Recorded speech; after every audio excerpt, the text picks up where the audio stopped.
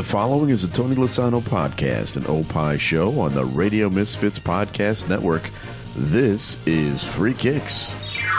So we had the paramedics standing by at Adam's house. We just finished the Chelsea-Brighton game, which was going on at the same time as the Newcastle-Manchester United game.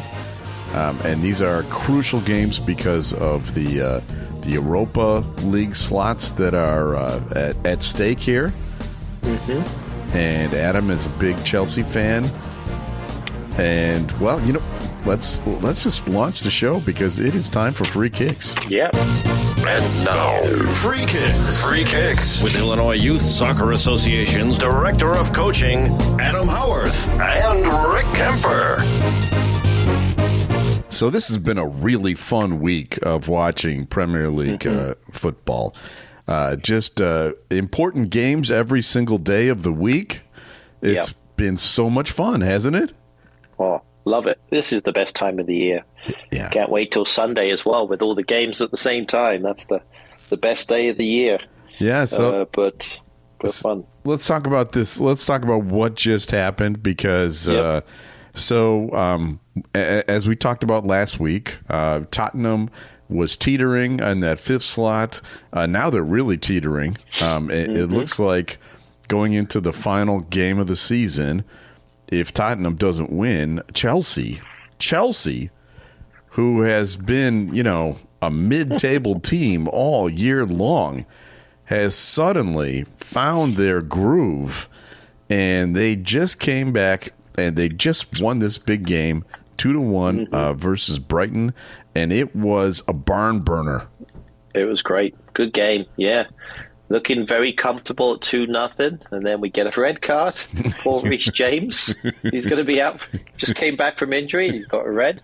And then they score. Brighton scores to make it really interesting at the end. But fortunately, Chelsea hung on to get the victory 2-1.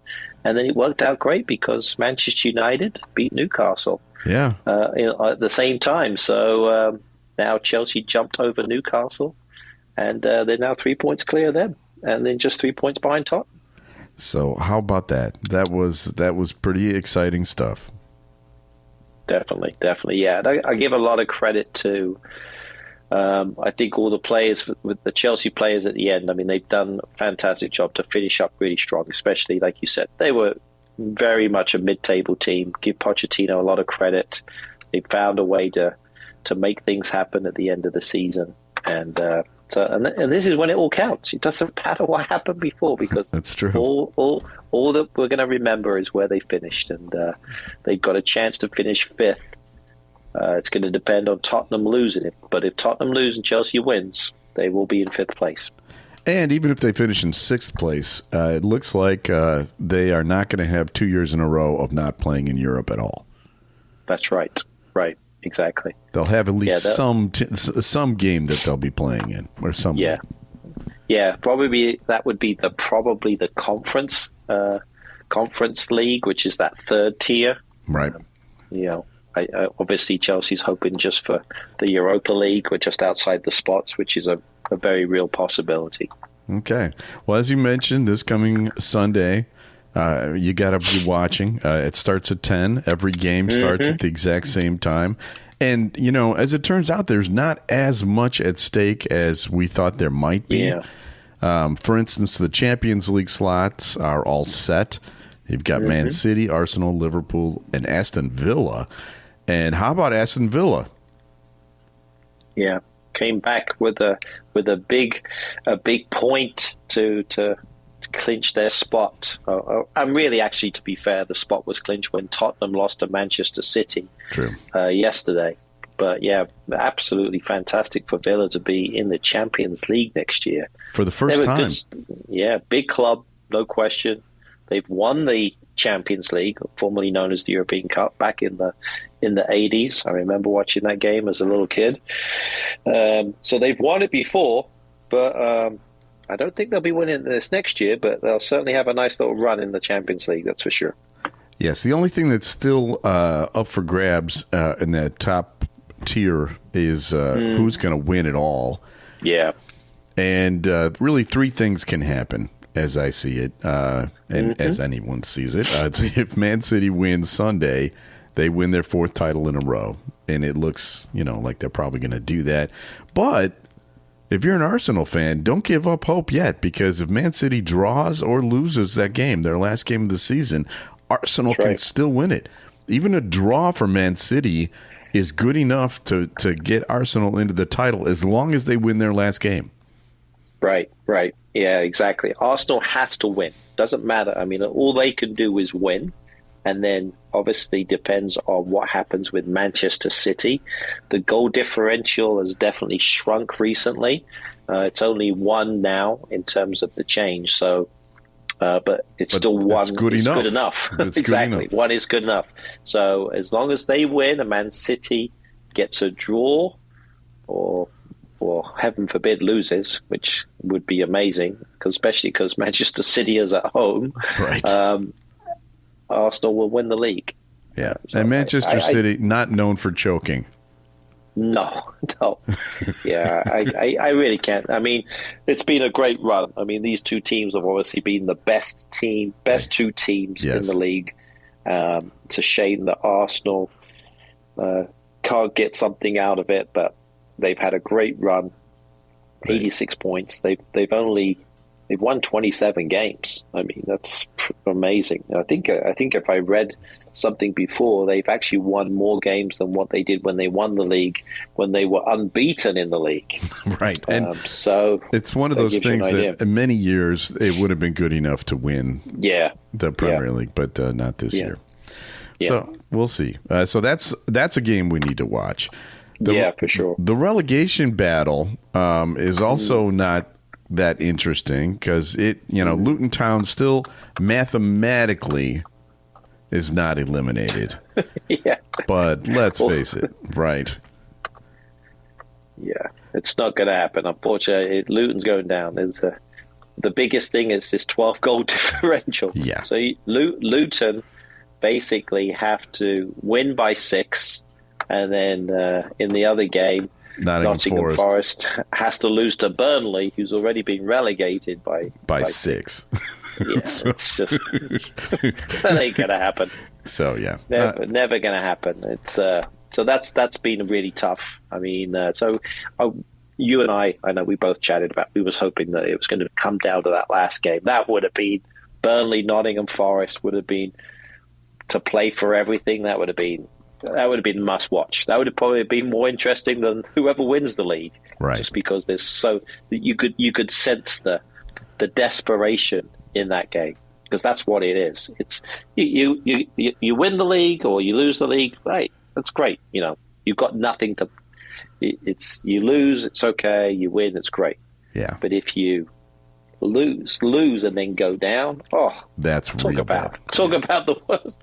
There can't be any worse feeling than that.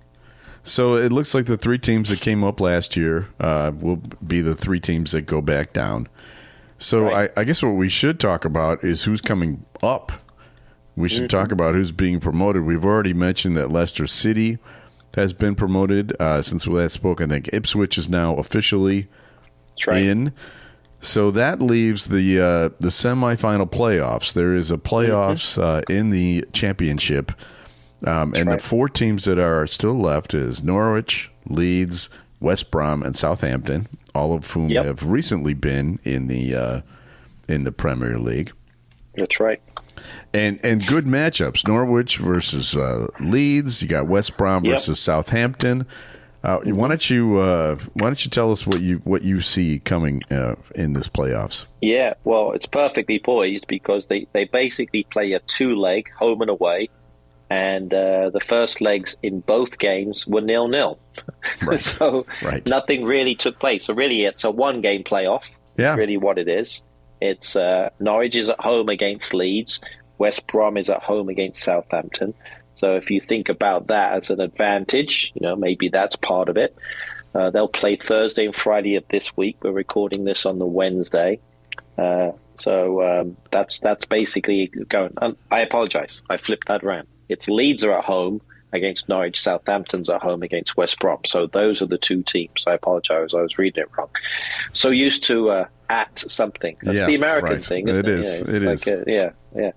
is. So Leeds, probably you have to be favourites against Norwich because they're the home team, and Southampton probably the favourites against West Brom. But there's not much between the teams. If I was to pick a team that potentially will go up, I would probably say Leeds is probably my team that I think might be the team that goes up just because of their experience, what they have coming back.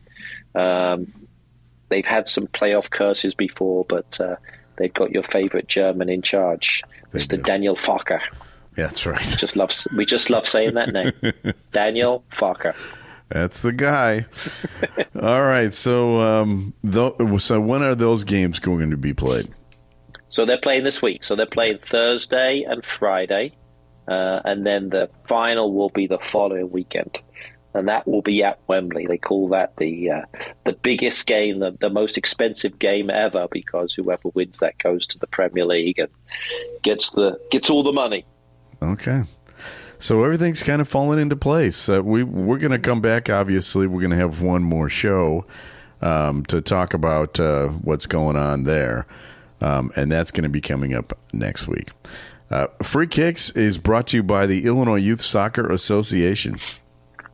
Illinois Youth Soccer has been proudly serving the Illinois soccer community since 1975. Illinois Youth Soccer is a non-profit corporation, official state association, and charter member of the U.S. Soccer Federation, administers U.S. Soccer Federation coaching programs, the Olympic Development Program, and U.S. Soccer Federation referee programs. For more information, go to illinoisyouthsoccer.org. Okay, time for your favorite part of the show. Time now to guess the Premier League star. So I'm going to admit to you right off the bat that this week's is not a star. Oh, okay. Okay. I appreciate the honesty, and that's really all I'm looking for. I mean, because we may just have to change the jingle. Yeah, I think if we change the jingle, everything will be fine. But this week's we can find. it's a Premier League player. How about that? Guess the Premier League player. Great. Not a player playing in the lower levels of the USL or something like that. No. Although you probably could guess those too, which is pretty pathetic. But here we go. Thanks. This week's Premier League star is 31 years old. So he has been around. Well, he hasn't been around the Premier League very long, but he's been around for a long time. And he plays for one of the top 4 clubs in the league. So already we're narrowing it down. Okay. And he wears number 18. So we've now narrowed it down to 4 players. No looking. His father is Spanish. But he grew up in his mother's native land. All right, so his name is Spanish, but he grew up in another country in his mother's native land. And here's a big clue for you. He has never scored a professional goal. Really? Yeah. Now, before he came to the Premier League, he played professionally in the country of his birth, which again is not Spain. His 2 main teams that he played for in that country were, I'm going to say, also rans in the top flight of that country. So they were not huge teams. In fact, the casual fan may not even know these teams. Yeah. Gotcha. Because they were eventually relegated.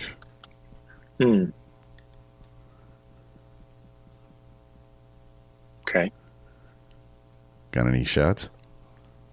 31 years. He's 31 years old. Yeah. I'll even tell you the names of the teams that he was on. Yeah. The names of I know the top 4. I know he's in the top. No, of the teams that he played for previously. He played for München 68 and Arminia Bielefeld. Okay. Would this player be on the potential champions. So they're one of the top 2 teams. Yes.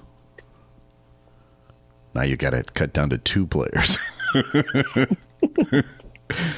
And which one of them has never scored a goal before? So I'm guessing he's probably either a defender or a goalkeeper. That is correct. He might be a goalkeeper, unless he's a really bad defender that's never scored. Right. So I'm guessing he's a goalkeeper. He is. And so I know that for Manchester City, their goalkeeper, he doesn't wear number 18. He wears number 31. Oh, well, he used to wear number 18. Oh, he did? Yeah. Okay. So would the player, I'm guessing, is the backup goalkeeper for Man City, who's been playing a little bit because Ederson keeps getting injured? Yep. He came in as an emergency sub, and I think he made the save. Yeah, it was a big save. Clinched the 4th title for that team. I agree. When Son was on one-on-one and he made the save with his feet, Yep. I would definitely agree with that. That would be Mr. Stefan Ortega.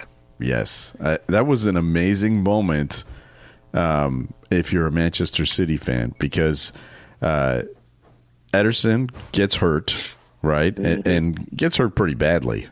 We don't know exactly how badly, but I mean, they came running. The medical unit came running to the coach and said, "Get him out of there," and brought him in. So you're coming in cold. It's 1-0. Your team is up. There's a breakaway, like moments after you get in there, and it's Son, who is a clinical finisher, coming in 1-on-1. Yeah. And he made the save. That was just an amazing moment, I thought. I certainly agree with you. It was a big save from a player that, like you said, hasn't played very much, has been a bit part player for them. I don't think he's played more than 20 games for them, that's for sure. But he came in at the right time, and he's probably played a little bit more this year than he's ever played. So, yeah, kudos to him. He's never been on the German squad. I don't think. No, he's ever been. He was like the fourth keeper on the German team. And, you know, those teams he played for, mentioned 1860 and Arminia Bielefeld, those are not good teams. I mean, it's like, you know, playing for Norwich and, you know, West Brom or something like that. They might be in the Premier League next year. Sorry to all those Norwich and West Brom fans who are out there listening. Yeah, we apologize. Rick thinks your teams are rubbish. Just so you know, not me. All right. Yes, I do. I do think that rubbish. All right. Anyway, so that's this week's Guess the Premier League. That's a good one. Yeah, that's good. And definitely very timely because of the influence, like you said, he has had on the Premiership.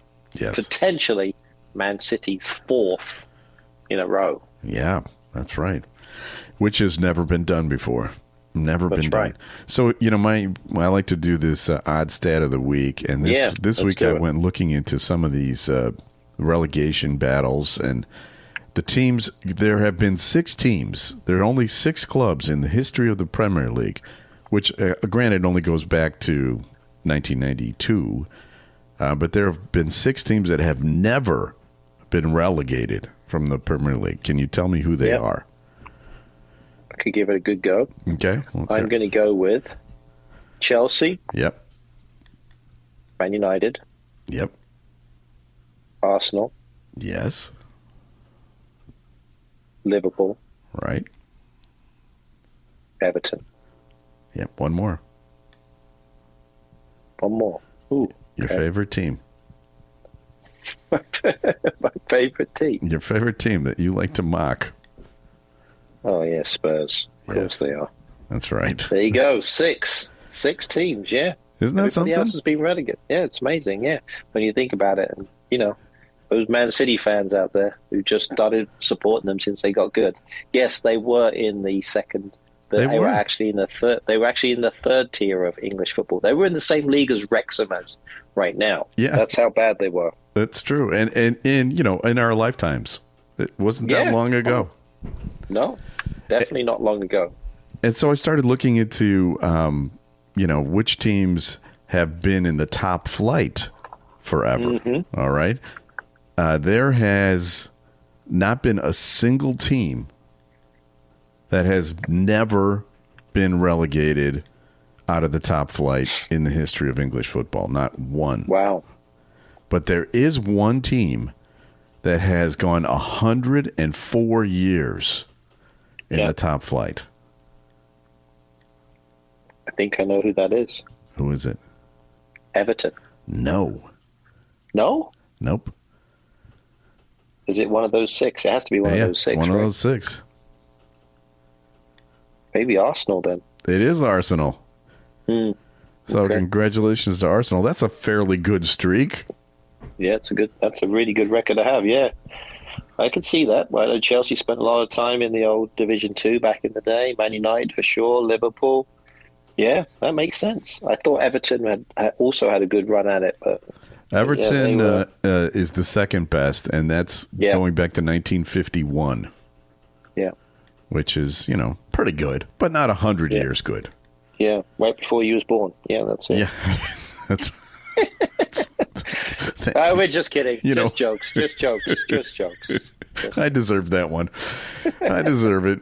All right, it's time for this feature because I think it's going to be tricky to find out which game we're going to watch this weekend, so it's time for this. Now time for Adam's Weekend Soccer TV Tip. All right, so we've kind of gone over what is at stake. Every single team will be in action at the exact same time. Right. Which game should we watch? There's too many choices. You have to watch all of them. That's the only thing. Yeah, it's very difficult to pick a team. Yeah, I totally agree with you. I mean, realistically, I think if you've got 3 TVs, this is how you're going to do it. You're going to watch 3 games at the same time. Arsenal, Everton. Yes. I think that's probably going to be on the Golf Channel, something like that. They got all these extra channels. Right. Then you've got to watch Man City, West Ham. That's going to be on NBC. So you've got that one. And then I, personally, I'm going to be flipping it onto Peacock, watching my Chelsea clinch 5th place because Tottenham are going to lose to Sheffield United. Goodness, I hope so. And beat Bournemouth at home. Thiago Silva's last game, playing for Chelsea, which will be a highly emotional game, I'm sure. And so those are the 3 games I think we're going to need to watch. Well, I'm going to throw another one. I'm going to throw another one in there because it's also the final game ever for Jurgen Klopp. That's right. Yeah, exactly. And it's a home game. You might be watching that one. Yeah, Liverpool Wolves. That got to watch that one. I'll definitely watch the beginning when they sing the song just to see Jurgen cry. Because the hugging German cannot contain his emotions. I'm sure don't you think that's true? He's going to be a ball of tears. That's for sure. He's going to be crying his little eyes out. There's no question.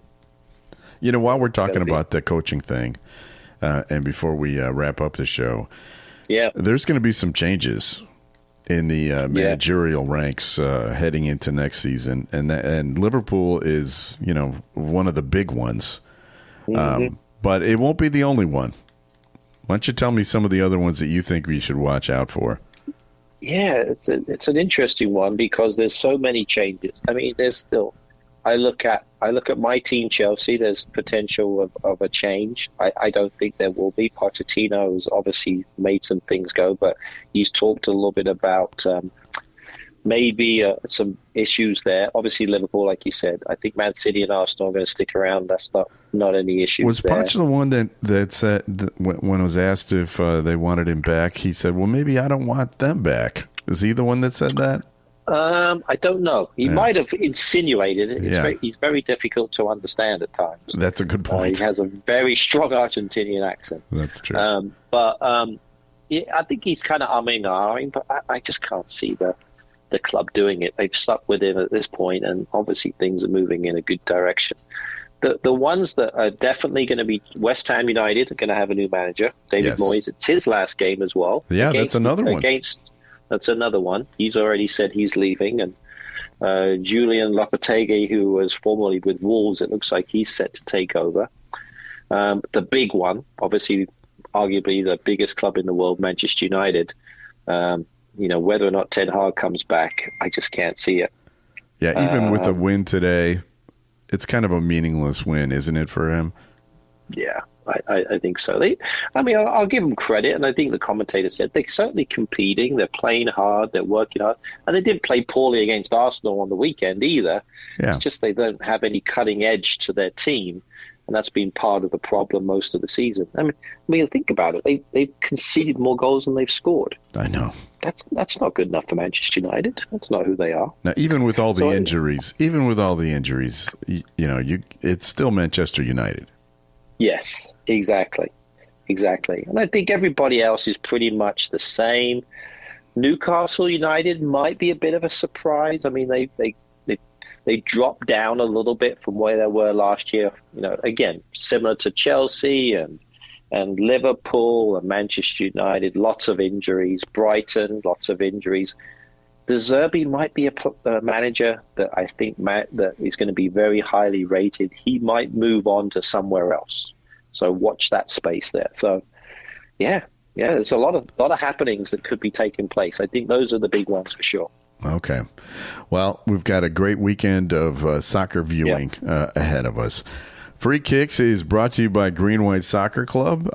We are in the process of putting together our team to head to the National Donnerschwaben Tournament, which we're looking forward to, getting that all together.